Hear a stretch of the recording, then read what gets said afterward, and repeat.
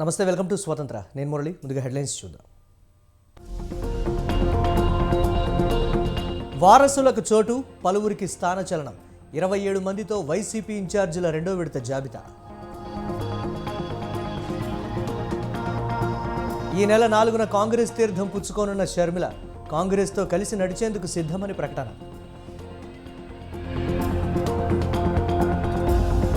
ఉమ్మడి కార్యాచరణతో ప్రజల్లోకి టీడీపీ, జనసేన. ఎన్నికల వేళ గేరు మార్చిన విపక్షాలు.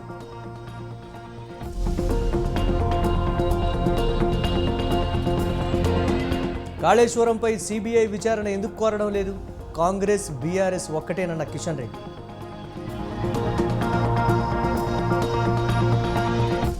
మాటల్లో కాదు, చేతల్లో చూపిస్తాం, ప్రజాసేవకులుగానే ఉంటామన్న మంత్రి పొంగులేటి.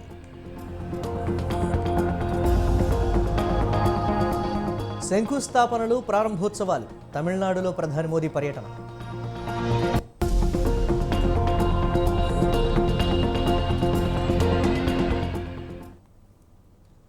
అసెంబ్లీ, పార్లమెంట్ ఎన్నికల్లో విజయమే లక్ష్యంగా ఇన్ఛార్జీలను మార్పు చేస్తున్నట్లు వైసీపీ అధినేత ఆ దిశగా మరో అడుగు వేశారు. ఇన్ఛార్జీల మార్పులో భాగంగా 27 మందితో రెండో విడత జాబితాను విడుదల చేశారు. సామాజిక సమీకరణాల్లో భాగంగా పలువురు సిట్టింగులకు స్థానచలనం కల్పించారు వైసీపీ అధినేత వైఎస్ జగన్.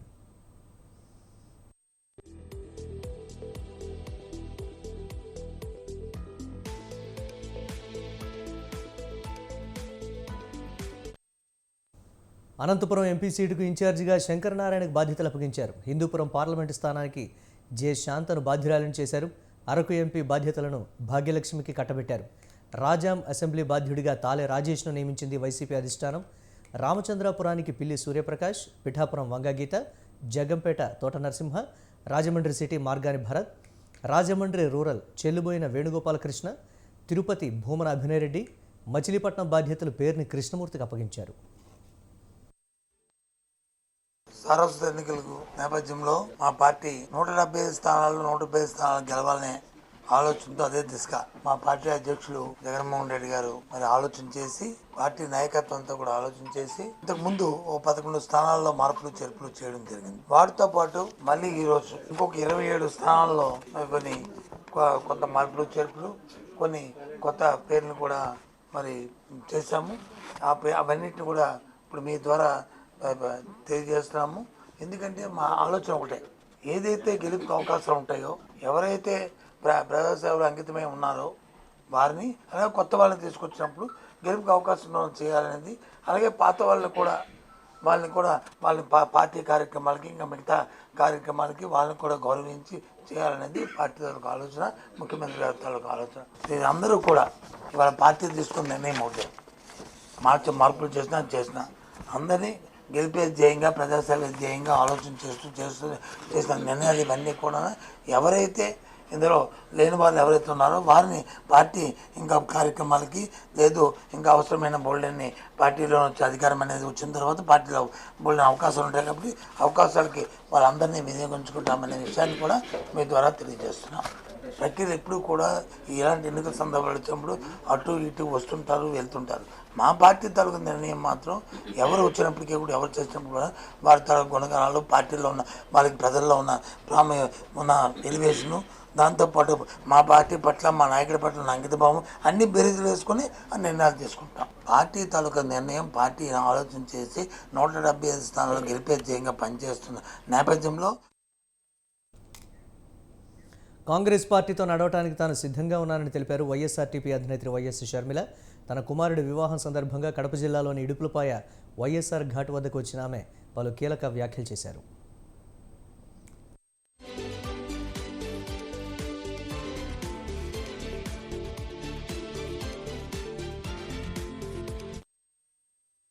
ఢిల్లీ వెళ్లి కాంగ్రెస్ పార్టీ అధిష్టానం పెద్దల్ని కలుస్తానని తెలిపారు షర్మిల. తెలంగాణలో కాంగ్రెస్ పార్టీతో కలిసి నడవాలనే ఉద్దేశంతోనే అక్కడ పోటీ చేయలేదని చెప్పుకొచ్చారు. వైఎస్ఆర్టీపీ మద్దతుతోనే రాష్ట్రంలో హస్తం పార్టీ అధికారంలోకి వచ్చిందన్నారు షర్మిల. కాంగ్రెస్ పార్టీలో చేరడం ఖాయమని స్పష్టం చేసిన ఆమె త్వరలో అన్ని విషయాలు చెబుతారని అన్నారు. కలిసి పనిచేయాలి అని ఇదివరకే నిర్ణయించుకున్నాం. తెలంగాణలో కాంగ్రెస్ పార్టీకి మద్దతు ఇవ్వడం జరిగింది. కనుకనే కేసీఆర్ గారి ప్రజా వ్యతిరేక ప్రభుత్వాన్ని దించడంలో వైఎస్ఆర్ తెలంగాణ పార్టీ చాలా పెద్ద పాత్ర పోషించింది. 31 నియోజకవర్గాలలో కాంగ్రెస్ పార్టీ కేవలం 10,000 మెజారిటీతో గెలిచారు. దానికి కారణం మేము పోటీ చేయకపోవడం. వైఎస్ఆర్ తెలంగాణ పార్టీ పోటీ చేసి కాంగ్రెస్ పార్టీకి చాలా ఇబ్బంది అయ్యేది. ఈ కృతజ్ఞత భావం కాంగ్రెస్ పార్టీలో కూడా ఉంది. వైఎస్ఆర్ తెలంగాణ పార్టీకి నేను చేసిన త్యాగానికి కాంగ్రెస్ పార్టీ వాళ్ళు విలువనిచ్చి ఈరోజు నన్ను కాంగ్రెస్ పార్టీలోకి ఆహ్వానించడం జరిగింది. కాంగ్రెస్ పార్టీతో కలిసి పనిచేయడానికి నాకు కూడా ఏ అభ్యంతరం లేదు. మన దేశంలో అతిపెద్ద సెక్యులర్ పార్టీ, ప్రతి ఒక్కరికి భద్రతనిచ్చే పార్టీ కాంగ్రెస్ పార్టీ. కాంగ్రెస్ పార్టీని బలపరచాలని మేము నిర్ణయించుకున్నాం. ఈ క్రమంలో వైసీపీ నేత వైవి సుబ్బారెడ్డి తాడేపల్లి క్యాంపు కార్యాలయంలో సీఎం జగన్ను కలిశారు. జగన్ తరపున షర్మిలతో మధ్యవర్తిత్వం చేసినట్టు దుష్ప్రచారం జరుగుతోందన్నారు. తాను ఎవరితోనూ మధ్యవర్తిత్వం చేయలేదన్న ఆయన అప్పుడప్పుడు విజయమ్మను కలిసి కుటుంబ విషయాలు మాట్లాడతానని అన్నారు. షర్మిల కాంగ్రెస్లో చేరతారో లేదో సమాచారం తనకు లేదని అన్నారు. ఆమె కాంగ్రెస్లో చేరినా వైసీపీకి ఎలాంటి ఇబ్బంది ఉండదన్నారు. దాంట్లో వాస్తవం ఉందా లేదో మనకు తెలియదు. తిరుమలమ్మ గారు ఇదివరకు 3 సంవత్సరాల కిందటే తెలంగాణలో పార్టీ పెట్టారు. అప్పుడు ఎలక్షన్స్కి ముందు మళ్ళీ కాంగ్రెస్తో చేరాలని ఏదో ప్రయత్నాలు జరుగుతున్నాయి అన్నారు. మళ్ళీ ఇప్పుడు కూడా అటువంటి ప్రయత్నాలు ఏం జరుగుతున్నాయో దాని గురించి అయితే నాకు సమాచారం లేదు. బట్ ఎవరు ఎక్కడ ఏ పార్టీలో చేరినా ఏమైనా ఆంధ్రప్రదేశ్ రాష్ట్రంలో మాత్రం ప్రజలు గౌరవ ముఖ్యమంత్రి జగన్మోహన్ రెడ్డి గారితోనే ఉంటారు. మేమందరం కూడా ఆయన అనుకుంటాం రాబోయే రోజుల్లో తప్పకుండా మళ్ళీ మన రాష్ట్రంలో జగన్మోహన్ రెడ్డి గారే ముఖ్యమంత్రి. దాంట్లో వాస్తవం ఉందా లేదో మనకు తెలియదు. తిరుమలమ్మ గారు ఇదివరకు విశాఖపట్నం వైసీపీలో కలకలం చెలరేగింది. దాడి వీరభద్రరావు రాజీనామా చేశారు. గుడివాడ అమర్నాథ్తో ఉన్న వైరుధ్యాలు, వైసీపీ అధిష్టానం పట్టించుకోకపోవడం లాంటి కారణాలతో దాడి వీరభద్రరావు వైసీపీకి రాజీనామా చేసినట్లు తెలుస్తోంది.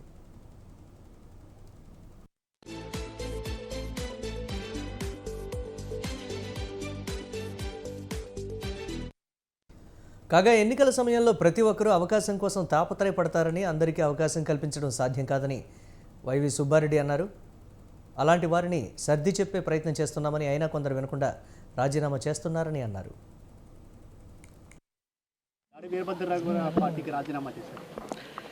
ఇవన్నీ ప్రతి వాళ్ళు ఎక్స్పెక్టేషన్స్ ఉంటాయి. ఎలక్షన్స్లో సీట్ల విషయంలో కానివ్వండి, వేరే పదవుల విషయంలో కానీ అందరినీ సాటిస్ఫై చేయాలంటే కష్టం కదా. కొంతమందికి చెప్పి చూస్తున్నాం రాబోయే రోజుల్లో మీకు మేలు చేసే విధంగా చేస్తామని. కానీ అక్కడ అనకాపల్లిలో ప్రత్యేక పరిస్థితులు ఉన్నాయి కాబట్టి దానివల్ల మేము వాళ్ళకి కొన్నాళ్ళు ఓపిక పట్టండి, రాబోయే రోజుల్లో ఏదైనా అవకాశం ఉన్నట్టు చూద్దామని చెప్పాం. అయినా సరే వాళ్ళు వినిపించుకోకుండా రాజీనామా చేశారని నేను కూడా ఇందాక నేను చూశాను మీడియా. అయినా ఇటువంటి ఇబ్బంది లేదమ్మా. ఉన్నాయి అది ఇంకా సంఖ్య తెలియదు. ముఖ్యమంత్రి గారు అదే పనిలో ఉన్నారు. రాబోయే రోజుల్లో ఉత్తరాంధ్ర మిగతా జిల్లాల్లో కూడా కొన్ని చేర్పులు జరుగుతాయి. గతంలో దాడి వీరభద్రరావును పవన్ కళ్యాణ్ జనసేనలోకి ఆహ్వానించారు. కానీ ఆయన టీడీపీలో చేరేందుకు సిద్ధమవుతున్నట్లు తెలుస్తోంది. రేపు ఉదయం ఆయన చంద్రబాబు, నారా లోకేష్ను కలిసిన తర్వాత నిర్ణయం ప్రకటిస్తామని దాడి రత్నాకర్ తెలిపారు. నాన్నగారు దాడి వీరభద్ర గారు, అలాగే నేను, అన్నయ్య దాడి జయవీర్ గారు, అలాగే మా కుటుంబ సభ్యులు, అలాగే మా అనుచర వర్గం అందరూ కూడా వైఎస్ఆర్ పార్టీకి రాజీనామా చేయడం జరిగింది. ముఖ్యమంత్రి జగన్మోహన్ రెడ్డి గారికి ఆ రాజీనామా లేఖని పంపించడం, అలాగే సమాచారం కొరకు సాయిరెడ్డి గారికి, అట్లాగే సజ్జల రామకృష్ణారెడ్డి గారికి కూడా తెలియపరచడం జరిగింది. మరి వైఎస్ఆర్ పార్టీని వీడి మా మాతృ సంస్థ అయినటువంటి తెలుగుదేశం పార్టీలో చేరడానికి నిర్ణయం తీసుకున్నాం. అందులో భాగంగా గౌరవ తెలుగుదేశం పార్టీ జాతీయ అధ్యక్షులు నారా చంద్రబాబు నాయుడు గారిని, అదేవిధంగా నారా లోకేష్ గారిని వారిని కలవబోతున్నాం. వారిని కలిసి వారితో రేపు టీడీపీ అధినేత చంద్రబాబు సతీమణి నారా భువనేశ్వరి మళ్లీ ప్రజల్లోకి వెళ్లేందుకు సిద్ధమయ్యారు. నిజాం గెలవాలి పేరుతో చేపట్టిన పర్యటనను రేపటి నుంచి కొనసాగించనున్నారు. ఈ మేరకు 3 రోజుల పాటు ఆమె జిల్లాలో పర్యటించనున్నారు.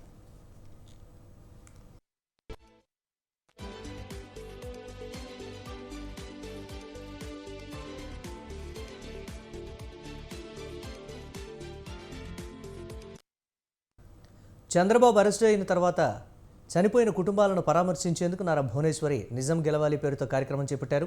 ఇందులో భాగంగా తొలి విడతలో పలువురి కుటుంబాలను పరామర్శించారు. తిరిగి ఈ కార్యక్రమాన్ని చేపట్టేందుకు సిద్ధమయ్యారు భువనేశ్వరి. రేపటి నుంచి ఆమె పర్యటన ప్రారంభం కానుంది.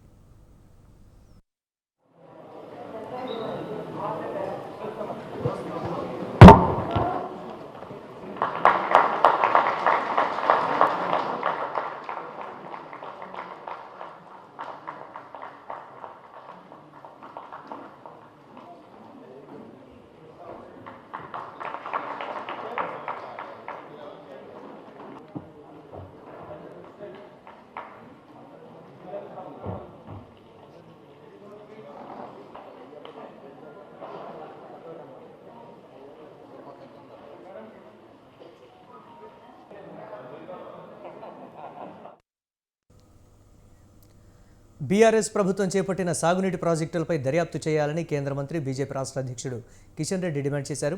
గత ప్రభుత్వం కేసీఆర్ను అపర భగీరథుడిగా కీర్తించిందని, అన్ని ప్రాజెక్టులకు కేసీఆరే చీఫ్ ఇంజనీర్ అని ప్రచారం చేశారని అన్నారు. కాళేశ్వరం ప్రాజెక్టుకు ఖర్చు చేసిన 1,00,000 కోట్ల పరిస్థితి ఏంటని ప్రశ్నించారు. సాగునీటి ప్రాజెక్టులపై దర్యాప్తు చేయించే బాధ్యత కేంద్ర ప్రభుత్వం తీసుకుంటుందని కిషన్ రెడ్డి చెప్పారు.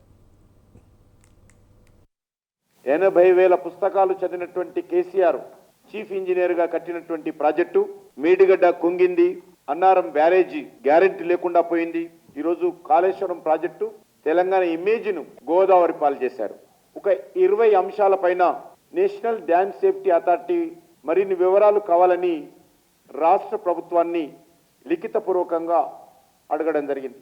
కానీ దురదృష్టం ఏంటంటే ఈ రోజు వరకు కూడా రాష్ట్ర ప్రభుత్వం నుంచి ఏ రకమైనటువంటి వివరాలు అందచేయలేదు. మేము కేసీఆర్ని అడిగినప్పటికీ కూడా ఆయన సిబిఐకి అంగీకరించలేదు. చట్టం చేయడం జరిగింది. సిబిఐ రాష్ట్ర ప్రభుత్వ అనుమతి లేకుండా తెలంగాణకు సంబంధించినటువంటి ప్రభుత్వ ప్రాజెక్టుల మీద దర్యాప్తు చేయకూడదనేటువంటి యాక్ట్ను తెలంగాణ ప్రభుత్వము కేసీఆర్ ప్రభుత్వం ఆ రోజు ముందుకు తీసుకురావడం జరిగింది. కాంగ్రెస్ పార్టీ ప్రభుత్వం నేను అడుగుతా ఉన్నాను, నిజంగా కాళేశ్వరం పైన ప్రాజెక్టులో జరిగినటువంటి అవినీతి పైన దర్యాప్తు జరగాలని కోరుకుంటున్నారా లేదా?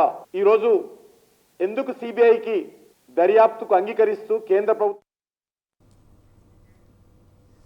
దుబ్బాకలో సమస్యలున్నా ఒక్కటిగా ప్రభాకర్ రెడ్డి గెలుపు కోసం కృషి చేసిన అందరికీ సిద్దిపేట ఎమ్మెల్యే హరీష్ రావు కృతజ్ఞతలు తెలిపారు. సిద్దిపేట జిల్లా దుబ్బాకలో స్థానిక ఎమ్మెల్యే కొత్త ప్రభాకర్ రెడ్డి కృతజ్ఞత సభలో హరీష్ రావు మాట్లాడారు. మంచి వ్యక్తి ప్రభాకర్ను భారీ మెజారిటీతో గెలిపించారని కొనియాడారు. దుబ్బాక గులాబీ పార్టీ అడ్డా అని, తెలంగాణ ఉద్యమానికి పుట్టినిల్లు అన్నారు. ధర్నాలు, పోరాటాలు, నిరసనలకు దుబ్బాక కేంద్రం అని చెప్పారు. పార్లమెంటు ఎన్నికల్లో దుబ్బాక బీఆర్ఎస్ కార్యకర్తలు రెట్టించిన ఉత్సాహంతో పనిచేయాలని హరీష్ రావు కోరారు. కాంగ్రెస్, బీజేపీ తోడు దొంగలని, తెలంగాణ ప్రయోజనాలను కాపాడేది బీఆర్ఎస్ ఒకటే అన్నారు.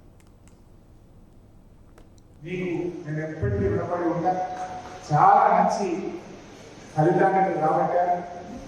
సరే, ఇందాక మా రోజమ్మ గారు మాట్లాడుతూ ప్రభుత్వం రాకపోయారని బాధ కలిగింది. నా దృష్టిలో మనం కూడా సరే ఉంటుంది, ఎవరికైనా ఉంటుంది. ఇది ఒక స్పీడ్ బ్రేకర్ లాంటిది. స్పీడ్ బ్రేకర్ వస్తే ఏమైతుంది, బండి స్లో అయితే మెల్లగా స్పీడ్ బ్రేకర్ దాటినాక మళ్ళా పికప్ తీసుకొని అవసరం. తప్పకుండా టీఆర్ఎస్ పార్టీయే ఈ తెలంగాణకు శ్రీరామ రక్ష. ప్రజలు తప్పకుండా మనకు గుర్తిస్తారు. ఇప్పుడు మనం తెలుసులో తెలియక తప్పు చేస్తే సవరించుకుందాం, తప్పేమన్నా మనిషి కదా. ఒకవేళ ప్రజలకు నచ్చని విషయాలు, నిర్ణయాలు ఉంటే సమీక్షించుకుందాం, దాన్ని సవరించుకొని ముందుకు సాగుదామని చెప్పి మీకు నేను ఎప్పటికీ రుణపడి ఉంటా. చాలా మంచి ఫలితాన్ని. స్త్రీనిధి క్రెడిట్ కోఆపరేటివ్ ఫెడరేషన్ లిమిటెడ్పై సెక్రటేరియట్లోని తన ఛాంబర్లో మంత్రి సీతక్క సమీక్ష నిర్వహించారు. స్త్రీనిధిలో పెండింగ్లో ఉన్న అన్ని లోన్లను వెంటనే క్లియర్ చేయాలని సీతక్క ఆదేశించారు. మారుమూల ప్రాంతాల్లో ఉండే ప్రజలకు లోన్లు ఎక్కువ ఇచ్చేలా చొరవ చూపాలని సూచించారు. రోడ్లకు ఇరుపక్కల పండ్లు, కూరగాయలు, ఇతర వస్తువులు అమ్ముకునే వాళ్ళకి షెడ్స్ ఏర్పాటు చేయడం ద్వారా మరింత ఉపాధి పొందడానికి అవకాశం ఉంటుందన్నారు. స్త్రీనిధి ఫండ్స్ డైవర్ట్ కాకుండా చూడాలని, జాగ్రత్త పడాలని, స్త్రీనిధి నిధులు దుర్వినియోగమయ్యాయని ఉమ్మడి వరంగల్ జిల్లాలో వస్తున్న ఆరోపణలను గుర్తు చేశారు. ఆరోపణలు వస్తున్న కంప్లైంట్లపై శాఖాపరమైన విచారణ కమిటీ వేయాలని అధికారులను ఆదేశించారు.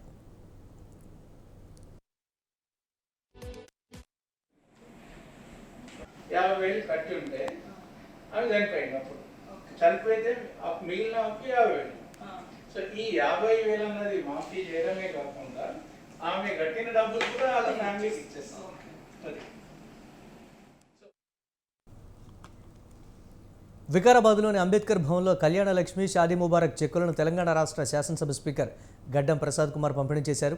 అర్హులైన ప్రతి ఒక్కరికి కాంగ్రెస్ ప్రభుత్వం ప్రకటించిన 6 గ్యారంటీలు చేరే విధంగా కృషి చేస్తానని స్పీకర్ తెలిపారు. గత ప్రభుత్వం అభివృద్ధి తక్కువ, అప్పులు ఎక్కువ చేసిందని అసెంబ్లీ స్పీకర్ విమర్శించారు. 6 గ్యారంటీలకు అర్హత పొందాలంటే రేషన్ కార్డు తప్పనిసరి కావడంతో ముందు రేషన్ కార్డు వచ్చే విధంగా సీఎం రేవంత్ రెడ్డితో చర్చించామని స్పీకర్ తెలిపారు. అర్హులైన ప్రతి ఒక్కరికి అతి తొందరలోనే రేషన్ కార్డులు వస్తాయని అన్నారు.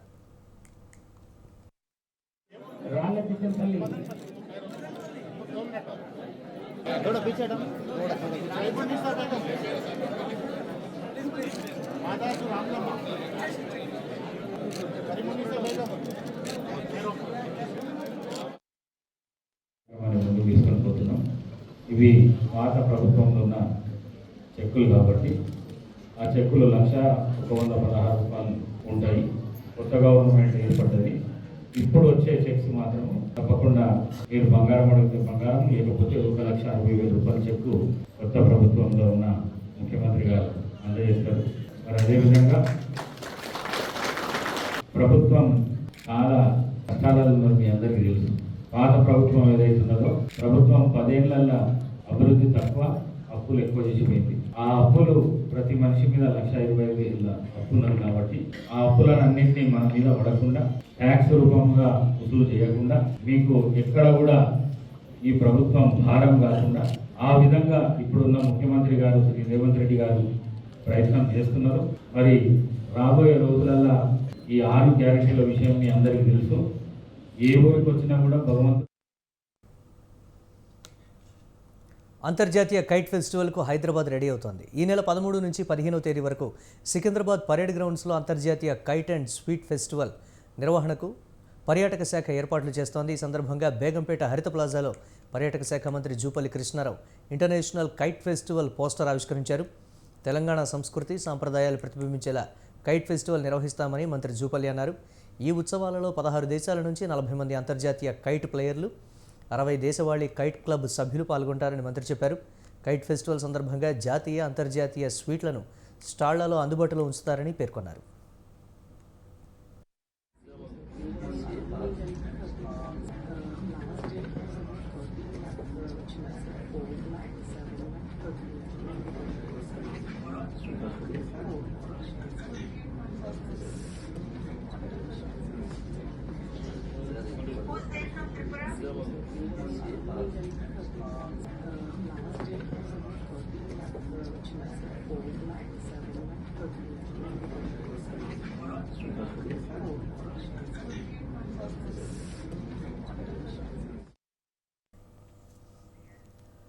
ప్రభుత్వ ఉద్యోగులకు జీతాలు 4 రోజులు ఆలస్యం చేసినా నిరుపేదలకు మాత్రం పింఛన్లను అందిస్తున్నామని అవనిగడ్డ ఎమ్మెల్యే సింహాద్రి రమేష్ బాబు అన్నారు. అవనిగడ్డ నియోజకవర్గంలోని పలు గ్రామాల్లో నిరుపేదలకు పెంచిన పింఛన్లు, నూతన పింఛన్లను ఎమ్మెల్యే సింహాద్రి రమేష్ ముఖ్య అతిథిగా వచ్చి పంపిణీ చేశారు. పేదల కోసం సీఎం జగన్ పింఛన్లు నిత్యం పెంచుతూ ఉన్నారని ఎమ్మెల్యే అన్నారు. వచ్చే ఎన్నికల్లో జగన్మోహన్ రెడ్డి గెలిస్తే ఖచ్చితంగా అది పేదల విజయంగా నిలుస్తుందని ఎమ్మెల్యే తెలిపారు. వచ్చే ఎన్నికల్లో వైఎస్ జగన్ విజయానికి ప్రతి ఒక్క పేద కుటుంబం అండగా నిలవాలని సింహాద్రి రమేష్ కోరారు. వాళ్ళ జగన్మోహన్ రెడ్డి గారు ఎన్ని అడుగులైనా పేదవాడికి వేయడానికి సిద్ధంగా ఉన్నారు. జగన్మోహన్ రెడ్డి గారిని ఓడించదామని చాలా ప్రయత్నం చేస్తున్నారు. జగన్మోహన్ రెడ్డి గారిని ఓడించడానికి కోరుకునే వాళ్ళు ఎవరంటే కార్పొరేట్ హాస్పిటల్స్, కార్పొరేట్ స్కూల్స్. కారణం ఏంటంటే ప్రతి పేదవాడికి వైద్యం అందేటట్టుగా, గవర్నమెంట్ వైద్యం అందేటట్టుగా 5 లక్షల నుండి ఆరోగ్యశ్రీ 25 లక్షలు పెంచుకుంటూ వెళ్తాం. అట్లాగే ఊళ్ళల్లో ఎల్ఎస్ సెంటర్ పెట్టి 105 రకాల మందులు వేయటం, ఆరోగ్య సురక్ష ప్రోగ్రాం పెట్టి వైద్యాలు చేయించడం, స్కూల్స్ బాగు చేయటం, ఆ స్కూల్స్లో ఇంగ్లీష్ మీడియం చెప్పించడం, అన్ని రకాలుగా పేదవాడికి ఉపయోగపడుతున్న జగన్మోహన్ రెడ్డి గారి మూలంగా కార్పొరేట్ సంస్థలు, ఆర్థిక సంపన్నులు కొంచెం ఇబ్బందికరంగా ఉంది కనుక ఆర్థిక సంపన్నులు అందరూ కలిసి జగన్మోహన్ రెడ్డి గారిని ఓడిద్దామని ప్రయత్నం చేస్తారు. జగన్మోహన్ రెడ్డి గారు ఒకటే నమ్మాడు, పేదవాడికి కావాల్సింది తినటానికి తిండి, ఉండటానికి ఇల్లు, కట్టుకుంటానికి బట్ట, ఆ తర్వాత పిల్లలు చదువుకోవడం. వాటి మీదే కాన్సన్ట్రేషన్ చేసాడు. వాళ్ళందరికీ ఉపయోగపడుతున్నారు. ఇవాళ జగన్మోహన్ రెడ్డి గారు వాడటం అంటే ప్రతి పేదవాడు ఈ రాష్ట్రంలో కాంగ్రెస్ పార్టీలోకి ఎవరు వచ్చినా స్వాగతిస్తామని మాజీ ఎంపీ జేడీ శీలం అన్నారు. ప్రకాశం జిల్లా ఒంగోలు అంబేద్కర్ భవన్లో కాంగ్రెస్ పార్టీ ఆధ్వర్యంలో దళిత గిరిజన క్రైస్తవ బీసీ మైనారిటీ సంఘాల నేతల సమావేశం జరిగింది. ఈ సమావేశానికి జేడీ శీలం ముఖ్య అతిథిగా హాజరయ్యారు. అందరూ కాంగ్రెస్ పార్టీ పునర్నిర్మాణంలో భాగస్వాములు కావాలని జేడీ శీలం అన్నారు. వచ్చే సంక్రాంతిలోపు కాంగ్రెస్ పార్టీలో భారీ మార్పులుంటాయన్నారు. సీఎం జగన్ ఇప్పటివరకు బీజేపీకి మద్దతుగానే ఉన్నారని జేడీ శీలం చెప్పారు. బీజేపీకి దగ్గరగా ఉన్నవారిని ప్రజలు దూరంగా ఉంచుతారని భావిస్తున్నామన్నారు. ఎవరొచ్చినా కాంగ్రెస్ పార్టీలో పదవులు అనుభవించి సమాజంలో ఒక మంచి గొప్ప పేరు తెచ్చుకొని వారికి ఒక స్థానాన్ని కల్పించిన ప్రతి ఒక్కరూ కూడా కొన్ని కారణాల వల్ల కాంగ్రెస్ పార్టీని విడిచి వెళ్ళి ఉంటారు. వారికి అక్కడ అనుకూలంగా లేకపోతే కాంగ్రెస్ పార్టీయే బాగుంది, కాంగ్రెస్ పార్టీయే ఈ దేశానికి భద్రత, కాంగ్రెస్ పార్టీ ఉంటేనే అభివృద్ధి చేయగలం అని నమ్మేవారందరినీ కూడా మేము మనసారా స్వాగతిస్తున్నాం. దయచేసి కాంగ్రెస్ పార్టీలోకి రండి. మీరు 51వ డివిజన్లో బాబు షూరిటీ భవిష్యత్ గ్యారంటీ కార్యక్రమం జరిగింది. ఈ కార్యక్రమంలో ఫస్ట్ టైం మాజీ మంత్రి నగర ఎమ్మెల్యే అనిల్ కుమార్ యాదవ్పై మాజీ మంత్రి నారాయణ సెటైర్లు వేశారు. తన టికెట్ విషయంలో అనిల్ కుమార్ యాదవ్కి పవన్ కళ్యాణ్ చెవిలో చెప్పాడా, కలలో వచ్చి చెప్పాడా అని ప్రశ్నించారు. టికెట్ల విషయాన్ని పవన్ కళ్యాణ్, చంద్రబాబు నాయుడు నిర్ణయిస్తారన్నారు. ఆ విషయాన్ని వారు బహిరంగంగానే చెబుతారన్నారు. అసలు తమ టికెట్ల విషయాన్ని పక్క పార్టీలు మాట్లాడాల్సిన అవసరం ఏంటని ప్రశ్నించారు. టికెట్ల విషయం ఇద్దరు పార్టీ అధినేతలు, అంటే జనసేన పార్టీ అధినేత పవన్ కళ్యాణ్ గారు మరియు తెలుగుదేశం పార్టీ అధినేత చంద్రబాబు నాయుడు గారు వాళ్ళిద్దరు మాత్రమే నిర్ణయిస్తారు. ఏది నిర్ణయించినా బహిరంగంగా వాళ్ళు ఇన్ఫార్మ్ చేస్తారు. అందువల్ల దాంట్లో ఎటువంటి కాంట్రవర్షియల్ లేదు. దాని గురించి అసలు ఇతర పార్టీ నాయకులు డిస్కస్ చేయాల్సిన అవసరం లేదు. మా ఇంటర్నల్ తెలుగుదేశంది, జనసేనది. కాబట్టి దాంట్లో ఏదో నాకే ఇస్తారని నేను అంటూ తర్వాత నేను మణికాంత్ రెడ్డి ఒక స్టేట్మెంట్ ఇటో నేను. గత డిసెంబర్ 23 నుండి 2024 జనవరి 1వ తేదీ వరకు 6,47,000 మంది భక్తులకు శ్రీవారి ఆలయంలో వైకుంఠ ద్వార దర్శనం కల్పించినట్లు టీటీడీఓ ఏవి ధర్మారెడ్డి చెప్పారు. వైకుంఠ ఏకాదశి పర్వదినం సందర్భంగా భక్తులకు వైకుంఠ ద్వార దర్శనం కల్పించినట్లు ఆయన చెప్పారు. భక్తులకు అసౌకర్యం కలగకుండా వారికి నిర్దేశించిన సమయంలోనే సంతృప్తికరంగా స్వామివారి వైకుంఠ ద్వార దర్శనం కల్పించామన్నారు. దర్శించుకున్న భక్తులతో పాటు అన్నప్రసాదాలు స్వీకరించిన భక్తుల సంఖ్య గతం కంటే పెరిగిందన్నారు. 10 రోజులకు కలిపి 40,20,00,000 హుండీ కానుకలు అందాయని వెల్లడించారు. అటవీ శాఖకు 3,05,00,000 రూపాయలు అందించామన్నారు. అత్యాధునిక ట్రాప్ కెమెరాలతో పాటు అటవీ శాఖ ఇతర చర్యలు చేపడుతుందని ఈవో చెప్పారు. 3వ తేదీ డిసెంబర్ వైకుంఠ ఏకాదశి రోజు ప్రారంభమై జనవరి 1వ తేదీ ద్వాదశితో ముగిసిన విషయం మీ అందరికీ తెలిసిందే. దానికి సంబంధించినటువంటి వివరాలు మీడియా ద్వారా భక్తులందరికీ తెలియజేయాలనే ఉద్దేశంతో ఈ రోజు మిమ్మల్ని అందరినీ ఈ సమావేశానికి ఆహ్వానించడం జరిగింది. టోటల్ టికెట్స్ ఇష్యూ చేసింది అన్ని కూడా టైం స్లాట్స్ ఇష్యూ చేశాము. ఎస్ఈడి అయితేనేమి, ఎస్ఎస్డి అయితేనేమి, విఐపి బ్రేక్ ఇవన్నీ కూడా టైం ప్రకారమే ఇష్యూ చేయడం జరిగింది. టోకన్స్ లేని వారు ఎవరిని కూడా దర్శనానికి అనుమతించడము అని చెప్పి ఈ 3వ సంవత్సరం ఇలా కండక్ట్ చేయడం జరిగింది. విఐపి బ్రేక్ ఏమో టోటల్. హైదరాబాద్లోని లులు మాల్ అతిపెద్ద డిస్కౌంట్ సేల్ ప్రకటించింది. బ్రాండ్లపై ఫ్లాట్ 50% తగ్గింపులు పెట్టింది. అద్భుతమైన ఆఫర్లపై ఫ్యాషన్, ఎలక్ట్రానిక్స్, గృహోపకరణాలు, కిరాణా సామాగ్రి, ఇతర నిత్యావసర వస్తువులు అందుబాటులో ఉంచింది. ప్రత్యేకమైన డిస్కౌంట్లతో వినియోగదారులను లులు మాల్ ఆకర్షిస్తోంది. ఈ నెల 4 నుంచి 7వ తేదీ వరకు అర్ధరాత్రి షాపింగ్ బోనాన్జా ప్రారంభమవుతుంది. బ్రాండెడ్ దుస్తులు, ఫ్యాషన్ ఉపకరణాలు, బ్యాగులు, పాదరక్షలు, గృహోపకరణాలు, ఎలక్ట్రానిక్స్, గ్యాడ్జెట్లను అందిస్తున్నట్లు Lulu mall regional director Abdul Salim తెలిపారు. Supermarket is launching the big sale from January 4 to January 9, 4 days. It's a midnight shopping experience. The shop will be open from 9 till 2 o'clock early morning. That means it's midnight, throughout midnight we will have a good shopping experience. Lulu Mall Hyderabad and all the participants, that means 100 shops will be participating, plus 300 brands will be participating in this big flat 50% offer. And the Cinepolis will be open till early morning 2 o'clock. And our Funtura, that is a gaming center, will be open with big offers like 50% offers. And our food court, almost all the brands will be having 50% offers in their menu. Lulu on sale అనే discount sale 4, 5, 6, 7 మరియు 7వ తేదీలలో లూలు మాల్లో నిర్వహించడం జరుగుతోంది. ఇందులో 50% discount ఇవ్వడం జరుగుతోంది. 300కు పైగా బ్రాండ్లు మా లూలు మాల్లో ఉన్నటువంటి రీటైల్ స్టోర్స్ మరియు Lulu hypermarket, Lulu connect, Lulu fashion, పంచూరాలో అన్నింటి మీద 50% వరకు డిస్కౌంట్ ఇవ్వడం జరుగుతుంది. ప్రజల సౌకర్యార్థం లూలు ఆన్ సేల్, ఈ డిస్కౌంట్ సేల్ ఉదయం 9 గంటల నుంచి అర్ధరాత్రి 2 గంటల వరకు మాల్ తెరిచే ఉంటుంది. కావున వినియోగదారు అయోధ్యలో పూజలు అందుకునే శ్రీరామ విగ్రహం రెడీ అయింది. అయోధ్య మందిరంలో ప్రతిష్ఠించే శ్రీరాముడు విగ్రహాన్ని ఎంపిక చేశారు. కర్ణాటకకు చెందిన శిల్పి అరుణ్ యోగిరాజ్ తీర్చిదిద్దిన విగ్రహాన్ని ప్రతిష్ఠించేందుకు సన్నాహాలు చేస్తున్నారు. కర్ణాటకలోని మైసూరుకు చెందిన అరుణ్ యోగిరాజ్కు గొప్ప అదృష్టం దక్కింది. కేంద్ర మంత్రి ప్రహ్లాద్ జోషి ఈ విషయాన్ని అయోధ్యలో ప్రకటించారు. శ్రీరామ జన్మభూమి తీర్థక్షేత్ర ట్రస్ట్ సభ్యులు 3 విగ్రహాల్లో ఒకదానిని ఎంపిక చేసింది. 51 అంగుళాల పొడవు బాలరామ విగ్రహం చూడముచ్చటగా ఉంది.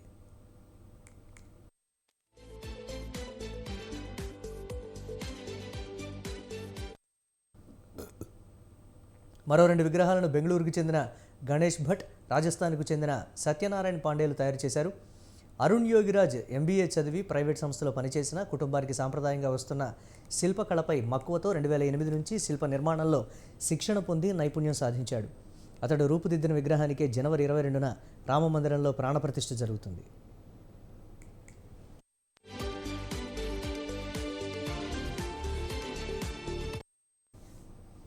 ప్రధాని మోదీ తమిళనాడులోని తిరుచిరాపల్లి అంతర్జాతీయ విమానాశ్రయం కొత్త టెర్మినల్స్ భవన సముదాయాన్ని ప్రారంభించారు. 1100 కోట్ల రూపాయల ఖర్చుతో నిర్మించిన టెర్మినల్ ఏటా 44 లక్షల మంది ప్రయాణికులకు సేవలు అందిస్తోంది. ఈ కార్యక్రమంలో ప్రధాని మోదీ, కేంద్ర విమానయాన శాఖ మంత్రి జ్యోతిరాదిత్య సింధియా, తమిళనాడు సీఎం MK స్టాలిన్ ఇతరులు పాల్గొన్నారు. తిరుచిరాపల్లిలో 20,000 కోట్ల రూపాయలు ఖర్చయ్యే ప్రాజెక్టులను ప్రారంభించారు. ప్రారంభోత్సవాలు, శంకుస్థాపనలో పాల్గొన్నారు. అనంతరం లక్షద్వీప్ దీవులకు బయలుదేరి వెళ్లారు. లక్షద్వీప్లో బహిరంగ సభలో పాల్గొన్న అనంతరం రేపు కేరళలో పర్యటిస్తారు.